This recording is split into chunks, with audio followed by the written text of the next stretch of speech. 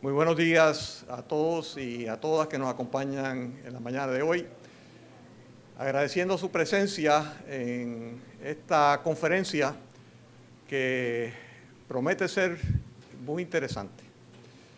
Quiero reconocer la presencia de los estudiantes que nos acompañan el día de hoy, a quien primordialmente van dirigidas todas estas conferencias a esta nueva generación de jóvenes, los milenios, que son los que están formándose en estos momentos y que tendrán que enfrentar los retos dentro de muy poco.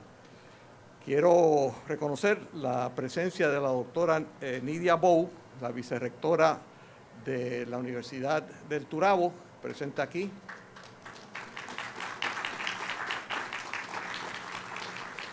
Al doctor Segundo Rodríguez, que es el rector del Recinto de Ciencias Médicas de la Universidad de Puerto Rico.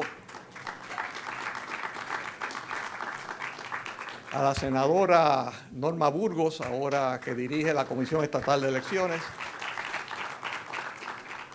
Al licenciado Luis Berríos Amadeo, que está en la Junta de Directores de la Universidad de Puerto Rico. Al ex secretario de Educación, Carlos Chardón, y a muchos otros compañeros invitados que están presentes con nosotros, además de los profesores Joaquín Vázquez, la profesora Mildred Torres, la doctora Alba León, el doctor José Lee Borges y la profesora Maribel López, que están aquí acompañando a sus estudiantes. Hoy, un momento yo creo que después recordaremos como bien significativo, porque tenemos la oportunidad de escuchar las ideas, los conceptos de una persona que está muy bien capacitada para dirigirse a nosotros con estos temas. Una persona joven, el doctor Axel Kaiser, doctor en filosofía, graduado de la Universidad de Heidelberg en Alemania, y actualmente es director de la cátedra Friedrich von Hayek de la Universidad Alfonso Ibáñez en Santiago de Chile. Es analista político, escritor, columnista, conferenciante, y el profesor Kaiser es además director ejecutivo de la Fundación para el Progreso, lo que nosotros conocemos aquí como un think tank de estas ideas.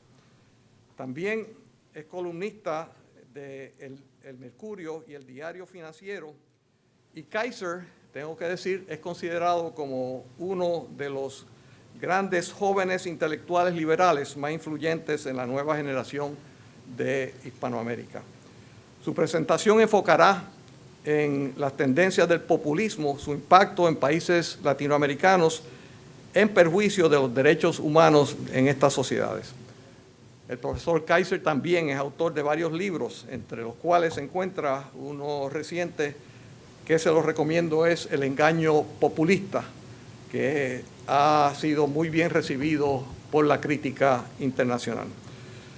Creo que vamos a tener una excelente conferencia y sin más preámbulos los dejo con el profesor Kaiser.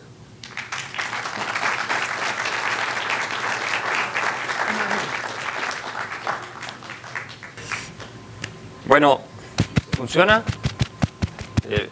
Bueno, muchísimas gracias a todos por estar aquí. En primer lugar, agradecer al gobernador Pedro Rosselló por la generosa presentación, por recibirnos aquí en básicamente lo que es parte de su casa, y a las autoridades universitarias por permitirme estar acá hablando de un tema que es tan relevante. El populismo es probablemente el tema de moda hoy día en la discusión en el mundo entero, por lo menos en Occidente. No solo en América Latina, que lo vamos discutiendo hace mucho tiempo, por las razones que todos conocen, sino que también en Estados Unidos y también en Europa.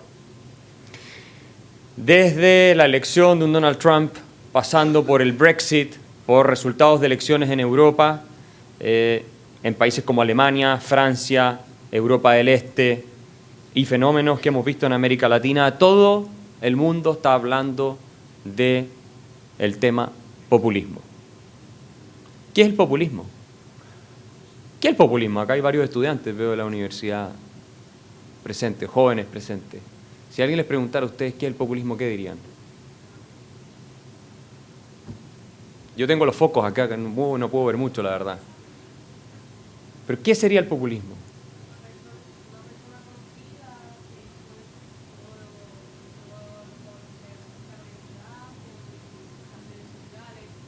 Pero eso podría ser Justin Bieber.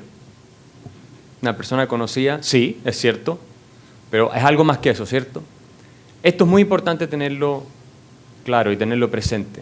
Porque cuando se habla de conceptos es importante entender lo que significan. Si no, uno mete cualquier cosa adentro y termina siendo poco claro. El discurso se confunde, ¿cierto? Si hay una sola idea que yo quiero que ustedes se lleven de esta charla, es la siguiente. El populismo, sea de derecha o de izquierda, porque puede ser de derecha y puede ser de izquierda, ojo con ese tema, puede ser de ambos lados del espectro ideológico. El populismo es, si ustedes quieren, una especie de ideología muy delgada, por eso admite relacionarse con posiciones filosóficas o ideológicas distintas, que lo que postula es la división de la sociedad en dos clases antagónicas. Por un lado está la élite, supuestamente corrupta, que abusa, y por el otro lado está el pueblo, que supuestamente es virtuoso y es abusado por esa élite. Y el populista lo que dice, ¿qué es? Yo represento al pueblo. ¿Sí o no? ¿Pero lo representa frente a quién? Frente a alguien que supuestamente está abusando de él, ¿sí o no? O que le está fallando, le está fracasando, lo está traicionando de alguna manera. ¿Y quiénes son esos? Los que están en el poder, ya sea económico, político, social. En los casos de populismo más radicales es una crítica a la élite completa. Entonces nunca nos olvidemos que cuando se empiezan con esos discursos tipo los que están arriba son todos unos corruptos y son responsables de todo lo malo que está pasando, y yo los voy a salvar, yo los voy a redimir, yo soy la esperanza. ¿Quién suena así? Maduro, ¿cierto? Chávez. Fidel. Incluso Trump puede llegar a sonar así. Ustedes lo conocen, ustedes lo saben. Pero es importante tenerlo claro desde el punto de vista intelectual. Porque no toda demagogia necesariamente es populismo, tampoco. En el juego democrático suele ocurrir que los políticos prometen cosas que les va a costar cumplir o no van a poder cumplir directamente. Tal vez en Puerto Rico no, pero en todo el mundo ocurre eso. Es imposible que no sea así, es parte del juego democrático, no solo porque los políticos lo hagan con intención, sino porque muchas veces creen que van a poder cumplir y después por las razones prácticas que enfrentan no pueden cumplir, porque las circunstancias van cambiando. También ocurre eso, ¿cierto? ¿Por qué el populismo? Yo me voy a concentrar, si ustedes quieren, en el caso de América Latina, y podemos hablar también del caso de lo que está ocurriendo en Estados Unidos. ¿Por qué es una amenaza el populismo o es peligroso? ¿Por qué? Uno de los efectos del discurso y la política populista, cuando llega a ciertos grados, es que termina por horadar, por destruir el rule of law, las instituciones del Estado de Derecho, que son aquellas que garantizan el respeto por los derechos de cada uno de ustedes. ¿Cierto? En América Latina, clásicamente, comienza el ataque sobre la libertad económica, tu derecho de propiedad. Se propone nacionalizar recursos naturales, se propone estatizar a las empresas, en los casos más radicales de populismo estoy hablando, ¿cierto? Expropiaciones, fijaciones de precio, que es una forma también de confiscar al ciudadano común y corriente. controles de cambio para que la gente no pueda sacar su dinero del país e irse a otro lado. ¿Y qué más hay? Ataque a la libertad de prensa. Eso se ve mucho en los casos de populismo más duro. Libertad de expresión. Empiezan las leyes mordaza. Y por lo tanto la prensa ya no puede informar o no puede criticar al gobierno como lo podía hacer antes. Y así sucesivamente. Una de las características esenciales del líder populista, ojo los jóvenes en esto, es que promete mucha redistribución de riqueza. Mucho más allá de lo que es normal en un juego democrático. Promete un antes y un después. Asegura que la situación que están viviendo sectores de la población que están rezagados es porque no se distribuye lo suficiente. Y que cuando llegue él le va a quitar a los que tienen para darle a los que no tienen. Estoy hablando de esto es típicamente más bien del caso de los populismos de izquierda, pero también de ciertos populismos de derecha. No les gusta el libre mercado, no les gusta la competencia, no les gusta el Estado pequeño. ¿Por qué a un populista no le gusta el Estado pequeño? O el Estado contenido, por decirlo de alguna manera. Y le gustaría que ojalá el gobierno tome control de muchas cosas. Porque con eso incrementa el poder ¿de quién? De sí mismo. ¿Cierto? En el caso de un populismo, insisto, de un grado más desarrollado. Incrementa el poder de sí mismo y de la gente que lo rodea. Ahora, ¿cuál es la justificación conceptual que utiliza el populista? ¿En nombre de quién hace todo esto? Del pueblo. ¿Cierto?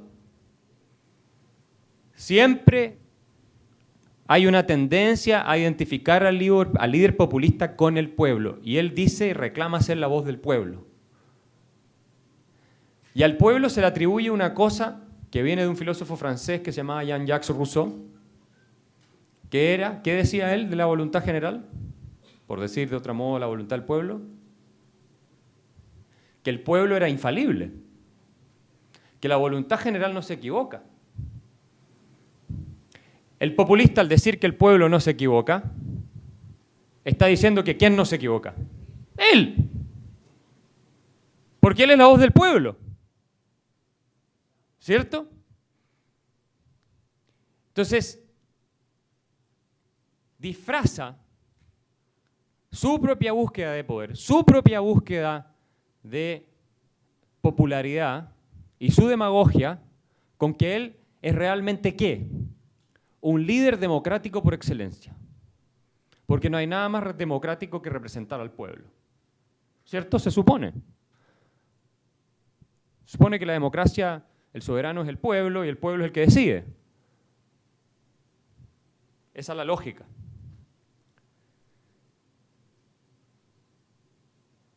Especialmente en América Latina. ¿Cuántos de ustedes han oído discursos de ese tipo?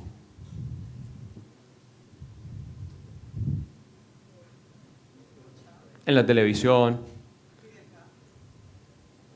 No tanto, parece que no hay tanto populismo por esta zona.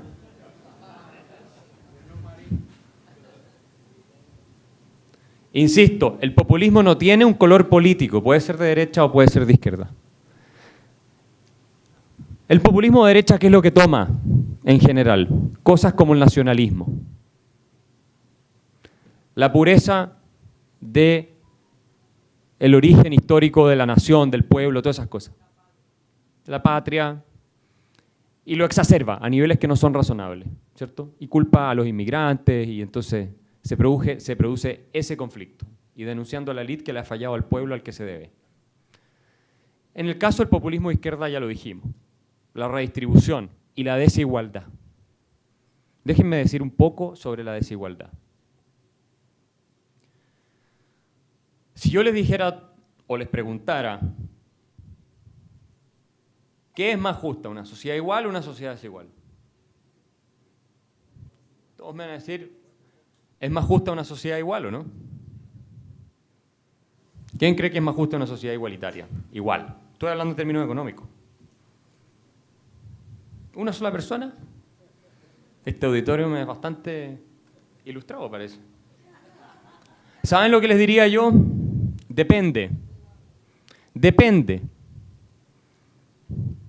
En la retórica populista, retórica estoy diciendo, que uno puede oír desde un Chávez e incluso en tonos populistas que ha tenido un Bernie Sanders, por ejemplo, porque él ha tomado esa retórica. A veces uno lo oye y uno da la impresión de que es otro líder latinoamericano en algunas cosas que habla, ¿cierto?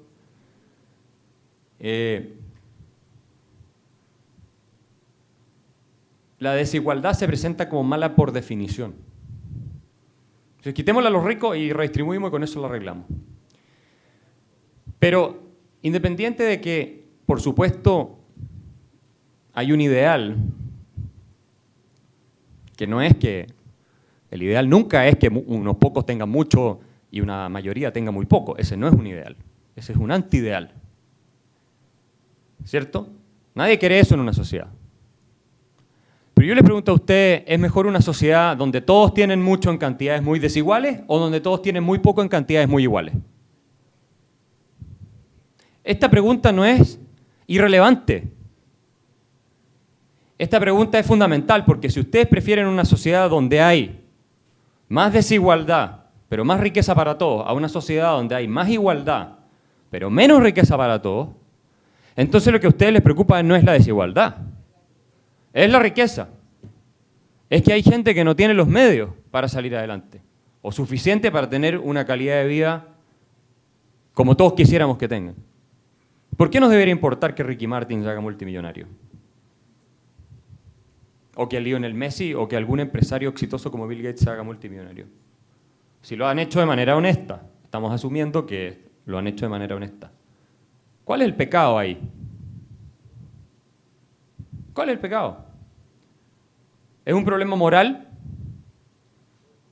en la medida en que lo hicieron de manera honesta? No necesariamente. ¿Cuándo se produce el problema moral? Por supuesto cuando lo hacen de manera deshonesta, pero también cuando ustedes tienen sistemas donde los empresarios lo que hacen es coludirse con el poder del Estado para extraerle rentas a la ciudadanía. Y aquí quiero volver al concepto del populismo, porque el problema del populismo no surge en el vacío, no surge por creación espontánea. Hay causas detrás de que surjan líderes populistas. Y muchas veces esas causas tienen que ver con que las élites que efectivamente son las encargadas de que el país vaya por buen camino, ¿cierto? Tienen la responsabilidad principal. No son los únicos responsables, pero tienen la responsabilidad principal. Se olvidan de atender necesidades, inquietudes y miedos que pueden darse en la población. Acá hay gente de Venezuela, diáspora venezolana, que ha tenido que escapar de una dictadura espantosa que partió por vía democrática y hoy día viola los derechos humanos sistemáticamente. Esto lo dicen todas las organizaciones internacionales. Se demoraron en decirlo, pero ya lo están diciendo. ¿Cómo era la élite y qué estaba ocurriendo con cómo se dirigía Venezuela antes de que Chávez llegara al poder? Bueno, tenías un sistema muy corrupto, ¿cierto? Donde había un porcentaje importante de gente rezagada que tampoco veía muchas posibilidades de prosperar. Y entonces aparece el Redentor. Ojo con esto, que en Estados Unidos los ingresos reales por 20 años, para la gran clase media norteamericana, hay estudios, hay datos que muestran que no han subido. En décadas. Hay frustración, hay rabia. El sueño americano de que tu hijo iba a estar necesariamente mejor de lo que estabas tú, ya no es como era antes. Y eso alimenta reacciones emocionales, polarizantes y propuestas radicales de un lado y del otro. Entonces, cuidado, porque Estados Unidos en esa materia todavía está muy lejos y tiene instituciones mucho más sólidas y por lo tanto no quiero decir que es comparable, Pero se está pareciendo cada vez más el tipo de discurso, el tipo de debate, el tipo de pelea que se está dando, se está pareciendo cada vez más a lo que vemos en algunas partes de América Latina. Y eso es extraordinariamente preocupante. Yo les diría que es una tragedia. Ahora, ¿qué ocurre cuando ustedes por mucho tiempo tienen gobiernos que, aplicando políticas demagógicas, gastan, hacen crecer el Estado y otorgan beneficios que no pueden financiar? ¿Qué ocurre? No sé por qué se ríen.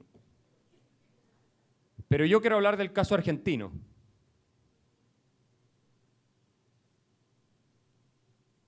El caso argentino es para ponerse a llorar. Argentina, al principio del siglo XX, era uno de los países más desarrollados del mundo, con uno de los ingresos per cápita más altos del mundo. Tenía ingresos per cápita más altos que Italia y que Francia. Argentina. Tenía sus problemas. Y se subdesarrolló a través del siglo XX. Es un país riquísimo en recursos naturales, además. Vamos a hacer el cuento corto. Los Kirchner, la dinastía que gobernó Argentina, que contrató más de 1 millón de funcionarios públicos y que se robó más de 10.000, 12.000 millones de dólares, eso es lo que se calcula. Hay gente que habla de 30.000 millones de dólares.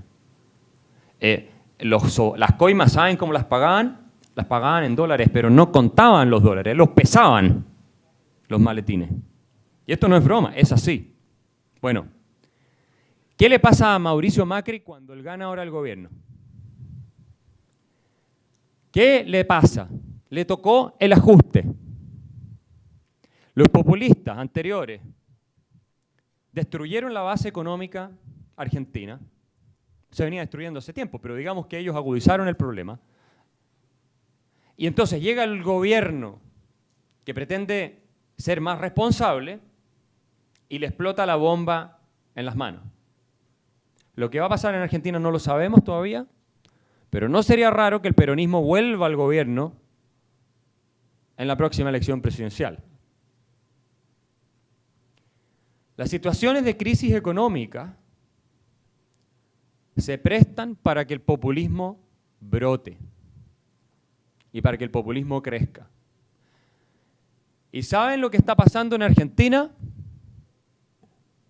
¿A quién le están echando la culpa? ¿Y a quién más? Sí, a Macri, por supuesto. ¿Y a quién más? A Estados Unidos. Al Fondo Monetario Internacional. Porque el Fondo Monetario Internacional no nos quiere prestar la plata y nos quiere dar más plata. Entonces, los argentinos odian el Fondo Monetario Internacional.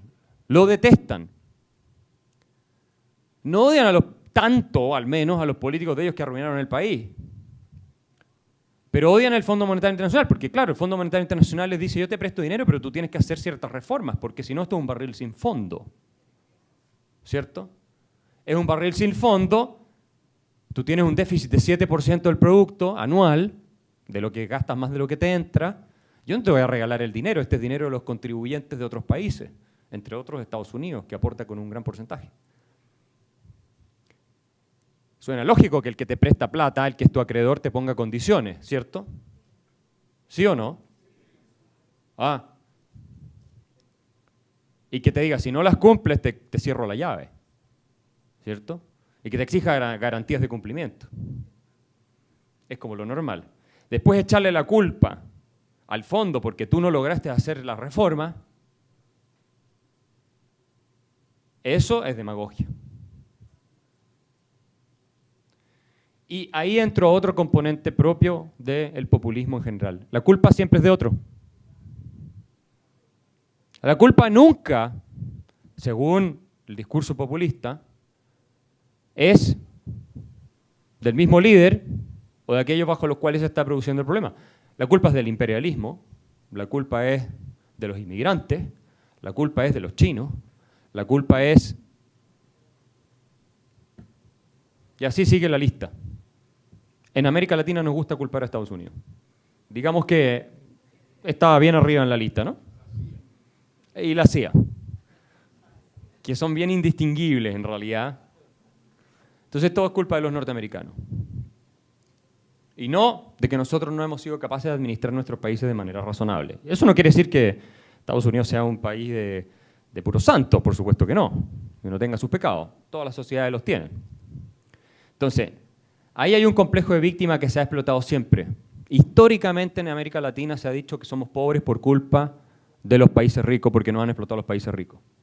Históricamente. Esta, por lo demás, es una tesis que desarrolló Lenin, ¿no es cierto?, en sus ensayos sobre el imperialismo para justificar por qué habían fracasado las profecías de Marx, según las cuales los países capitalistas iban a tener la revolución primero. Entonces Lenin dijo, no, es que ahora los burgueses, los proletarios, digamos, se asociaron con los burgueses en los países desarrollados y están explotando los países en desarrollo. Y los países en desarrollo son las víctimas y los países ricos son ricos gracias a que están explotando los países en desarrollo. Se lo escribió. Entonces, yo no quiero tomar mucho tiempo, porque tenemos muy justo el itinerario, pero sí quiero que haya preguntas y que ustedes puedan hacer todas las preguntas que quieran. Si quieren, podemos entrar con más detalle a casos puntuales. Estados Unidos, Venezuela, el que ustedes quieran. Si quieren, Europa también. Nicaragua, que es otro problema muy grave, ¿cierto? Pero déjenme decirles por qué me parece que el populismo es un engaño y este libro se titula El engaño populista, que ya he presentado en 15 países más o menos, o más incluso. El líder populista es un seductor. Suele ser un seductor por definición. Que te ofrece una justificación para los males que tú estás padeciendo, en las cuales, o de los cuales, todos son responsables menos tú. Y te ofrece otra cosa, en general muy interesante, sobre todo en América Latina es así, pero no solo acá, que tú vas a estar mejor sin tener que esforzarte demasiado. Es cosa de que nos hagamos cargo de aquellos que están haciendo los estragos, que están abusando. Y eso es un engaño. No se puede estar mejor si no se desarrolla un mayor esfuerzo por estar mejor. Eso lo sabemos todo a nivel personal. No sé por qué a nivel de países creemos que es diferente. O tendemos a creer que es diferente. Entonces, si queremos proteger las instituciones de la democracia liberal, no la democracia así nomás, la democracia liberal, que protege los derechos individuales, porque hay democracias que aplastan los derechos individuales, no, las que protegen los derechos individuales, tenemos que combatir este engaño. Y no se dejen por ningún motivo seducir por el discurso de que los ricos son siempre los malos y basta con quitarles dinero para redistribuirlo y vamos a estar mejor. Primero porque no les alcanza el dinero. Yo he hecho el análisis en muchos países de si le quitas la fortuna a los más ricos de ese país, ¿cuántos meses de gasto público financian? En el caso de Chile son 6 meses. Un video viral que tengo ahí, tenemos 4 o 5 millones de reproducciones. En Estados Unidos no es mucho más. Y déjenme terminar con una cosa. ¿Cuántos aquí leyeron La rebelión en la granja de George Orwell? Animal Farm. Es un ensayo breve. Sé que en tiempos de celulares y pantallas la lectura no es lo más tentador, pero se lo recomiendo a los que no lo han leído. Bueno, está la película también. Todos somos iguales, pero unos más iguales que otros. Los líderes que hablan de esta redistribución masiva, me estoy enfocando en esto porque en América Latina es lo que más ocurre, son usualmente los que terminan más multimillonarios de todos. No solamente en Venezuela, ¿verdad? Que sabemos que... Vean el caso de Argentina, vean el caso de Brasil, Vean el caso de Cuba. Forbes hizo un ranking y calculó que Fidel Castro tenía 900 millones de dólares. Y muchos otros, Ecuador y Nicaragua. Y muchos otros más. Entonces, para los que somos de la región cultural latinoamericana, la tentación de creer en el manotazo al que tiene más es muy grande. Y no funciona. Nunca ha habido un país que salga adelante con redistribución. No hay ni uno solo. Eso no quiere decir que no haya países que redistribuyen y que alguna redistribución tiene justificación. No estoy diciendo eso. Estoy diciendo que la esencia del progreso y la prosperidad nunca es la redistribución. ¿Cuál es la esencia del progreso y la prosperidad? La creación de riqueza. El trabajo, el esfuerzo, el desarrollo y la innovación tecnológica. Esas son las cosas que sacan a los países adelante. Y cuando tú tienes riquezas que puedes darte el lujo de redistribuir. Una parte al menos, intentando no destruir los incentivos para que se siga creando. Si ustedes van a Haití, ¿qué van a redistribuir? Es un país muy pobre, no hay nada que redistribuir. ¿Cierto? Entonces, si fuera por redistribuir y por subir impuestos, en Haití podrían poner los impuestos muy altos y el país no saldría adelante. Yo lo voy a dejar hasta aquí y voy a abrir a un espacio de preguntas, porque mi experiencia, ya en muchos viajes a muchas partes, me indica, primero, que cuando uno se extiende más de 20 minutos la gente se empieza a quedar dormida. Y segundo, que los mejores temas de discusión e ideas salen precisamente en la ronda de preguntas. Así que muchas gracias.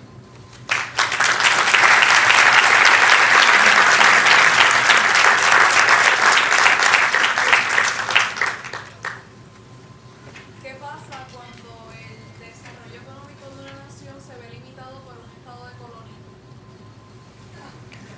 Como por ejemplo... Mira, voy a suponer que esa pregunta tiene algo que ver con la isla en la que estamos. Yo creo que hay que hacer el análisis de manera muy cuidadosa siempre. ¿Cuáles serían específicamente las instituciones o normas que destruyen los incentivos para que un determinado país salga adelante? Un país como este, por ejemplo. Y que serían responsabilidad de Estados Unidos. Hay que hacer ese análisis. Usted lo conoce mejor que yo. ¿O no será más bien que si sumamos y restamos es al revés? Es probablemente correcto suponer que al estar en un marco regulatorio, cultural, que ha creado mucha prosperidad, eso genera ciertos incentivos para crear esa prosperidad. El caso de Puerto Rico es muy específico y especial. Yo no me atrevo a hablar con autoridad de esto, pero sí les puedo decir que el resto de América Latina no tiene este estatus. Y el resto del Caribe, bueno, puede haber una que otra excepción muy menor, pero en general no tiene este estatus. Y la verdad es que no les va nada bien.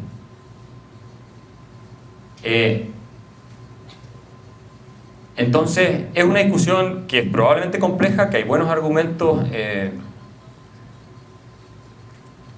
para reflexionar, pero a mí me parece, por lo que yo he podido ver, que gran parte de la razón por la cual un país como Puerto Rico no es más próspero es responsabilidad de los mismos puertorriqueños.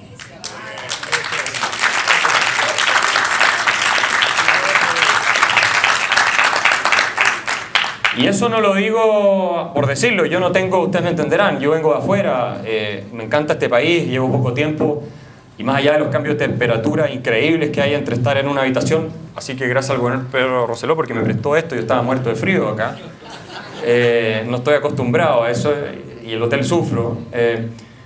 bueno, más allá de eso, yo lo admiro mucho y quiero mucho, me han recibido de manera muy cordial. Entonces yo no soy partisano en este análisis, pero yo estuve viendo, por ejemplo, el índice del Doing Business del Banco Mundial, que me parece algo relativamente objetivo.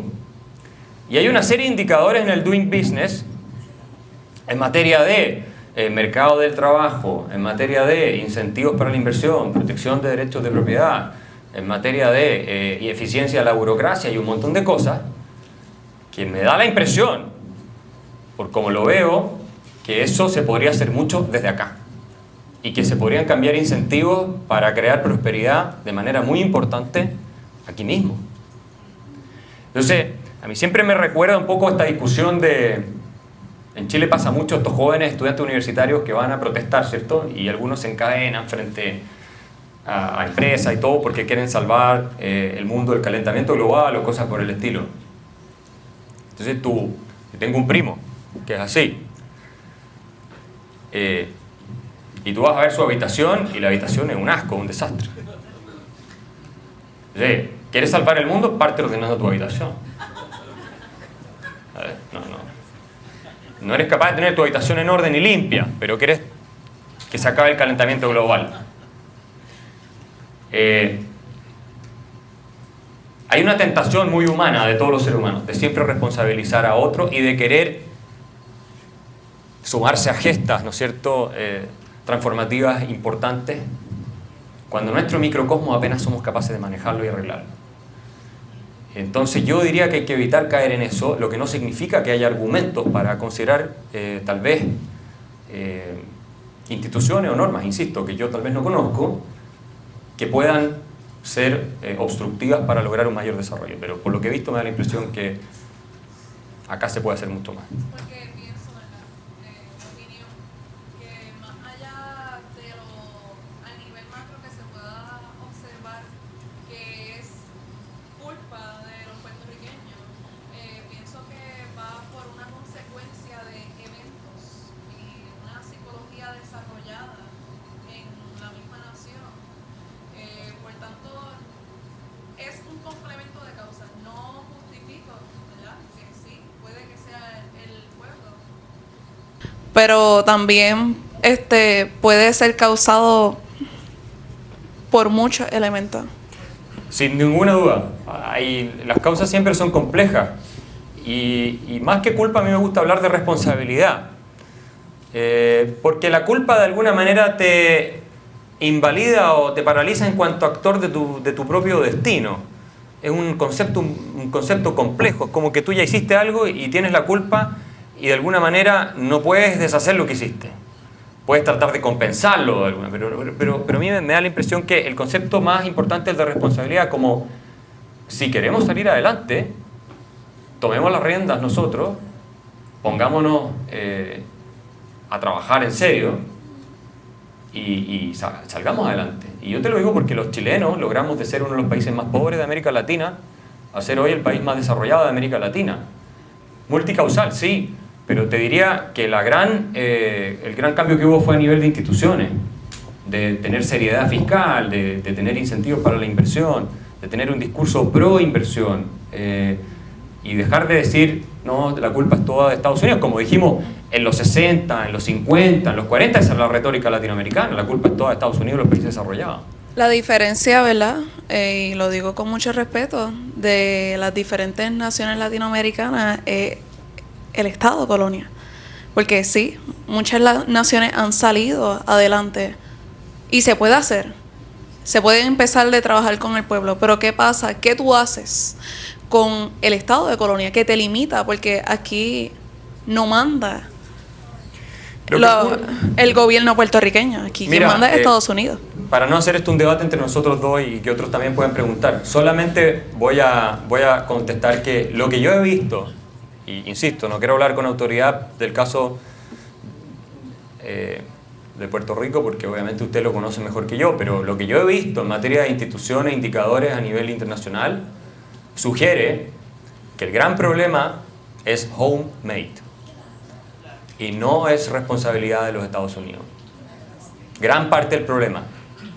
Eso es lo que yo he visto, lo digo muy de afuera, sin ningún compromiso por ninguna parte que está en la discusión, y que por lo tanto, si quieren salir adelante como país y tener un éxito mayor, y creo que tienen toda la posibilidad, porque Puerto Rico es un país que se destaca por una cosa: no tiene petróleo, no tiene esas cosas, recursos naturales muy poco, pero tiene gente con mucho capital humano y con mucho cerebro, con mucha capacidad.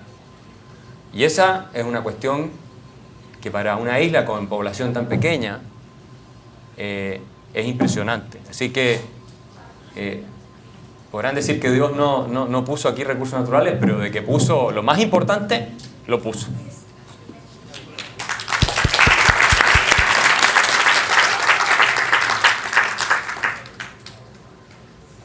No sé, se levantaron tres. Sí, me satisfizo mucho la respuesta, la entendí, y la conclusión a la que llega, de que nos corresponde a nosotros, es bien cierto. Ya llevo varios meses siguiéndote a ti, a Gloria, a Javier Milei y a otros autores en España. He invertido alrededor de $500 en libros. Hoy traje los dos tuyos aquí para que me los autografíe. Muy contento, gracias. Sí. El problema es que aquí se está persistiendo en el discurso populista. Yo trabajo en la Universidad de Puerto Rico, no me han dado cátedra, tengo un doctorado porque precisamente mi discurso es antipopulista y tengo unas posiciones y obviamente pues me tengo que quedar donde estoy, pero desde allí hago la colaboración para que haya unos escenarios de libertad y un entendimiento sobre cómo se tienen que administrar los recursos. Pero he estado muy atento porque el discurso de ustedes y los análisis han ido precisamente hacer una visualización de lo que está pasando en el continente y en el Caribe como un subcontinente. Hoy mismo el Clarín acaba de decir que ya tienen que hacer los recortes obligatoriamente, le tocó a Macri, del gasto social, y hay un análisis por qué se le está quitando a los ricos, los están penalizando por tener la creatividad, los que evolucionan, y he seguido completamente todo ese discurso que ustedes han dado y se han enfrentado a grandes audiencias, a grandes resistencias y grandes debates, y me parece que el nivel de inteligencia y las teorías, como la están manejando y cómo han logrado invertirlo esto, porque obviamente contradecir la retórica populista, izquierdista, es bastante difícil, y en eso ustedes han sido extremadamente magistrales, y se han producido libros de 800 y 300 páginas, hasta 900, de gente que fueron izquierdistas, y ahora entienden todas las contradicciones, han analizado a Lenin, al Che, a Mao Zedong, etcétera, y ese análisis, esas ideas, esos fundamentos son los que dirigen este populismo y a lo que nos ha llevado este descalabro. Y ahora mismo en el país hay que hacer unos ajustes y hay que hacer una reinvención de nuestros recursos. Y eso pues obviamente yo creo que va a ser extremadamente positivo. Y recomiendo tus libros y todos los que todavía no he adquirido, y especialmente los videos que tienen millones y millones de seguidores, y te doy la bienvenida. Y reitero, has dado una explicación sin tener mucho conocimiento de lo que está ocurriendo aquí. Como historiador te digo que has dado en el punto correcto porque exactamente nos corresponde a nosotros. Así de sencillo. Y bienvenido a Puerto Rico. Muchas gracias, muchas gracias.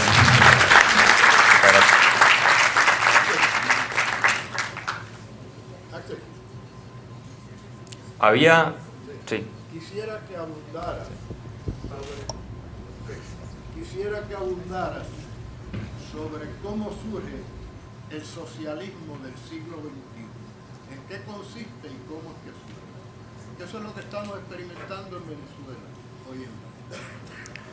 Bueno, muy rápidamente, cuando cae la Unión Soviética, la vía armada para llegar al poder se desecha, ¿cierto?, por la izquierda del mundo en general. Y en América Latina no fue la excepción. Entonces se juntan los movimientos revolucionarios, partidos políticos de izquierda en Sao Paulo en el año 90, principios de los 90, organizados por Fidel Castro y Lula. Y entonces ellos lo que dicen es lo siguiente: ahora vamos a usar la democracia, vamos a convencer a la gente, vamos a meter nuestras ideas en las universidades, vamos a meter nuestras ideas en la escuela, vamos a meter nuestras ideas en los medios de comunicación. Que era algo que igual se venía haciendo, pero le ponen mayor énfasis, porque ganar por la vía democrática requiere el apoyo popular, es decir, que la gente esté de acuerdo con el mensaje y se siente identificada emocionalmente con el mensaje.